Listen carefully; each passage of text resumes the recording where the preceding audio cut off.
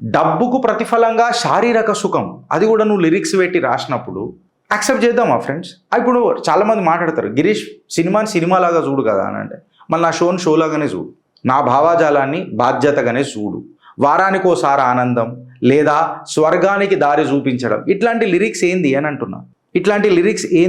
అంటే కంప్లీట్ మహిళల శరీరాన్ని ఒక వ్యాపార వస్తువుగా చూపించుడని అనేది ఇలా ఈ విమర్శలకు దారి తీస్తుందా లేదా ఫ్రెండ్స్? సో ఇలా టాలీవుడ్లో మనం ఒక సినిమా యొక్క సెలబ్రేషన్ చేద్దామా, లేకపోతే కమర్షియలైజేషన్ ఫర్ ది ఉమెన్ అని చెప్పి దీనికి కితాబ్ ఇద్దామా? మళ్ళా ఈ పాట హల్లో హల్లెల్లో ఏదో ఉంది కదా, ఇది వినోదమా లేకపోతే మహిళలకు అవమానమా అన్నది ఒక క్వశ్చన్ అవుతుంది friend. I'm still speculative whether should I consider this as an entertainment or a humiliation to the women. Because Tollywood is not ఒక ఇండస్ట్రీ కాదు ఫ్రెండ్స్, అది టాలీవుడ్ అనేది ఒక ఎమోషన్, ఒక ఫెస్టివల్.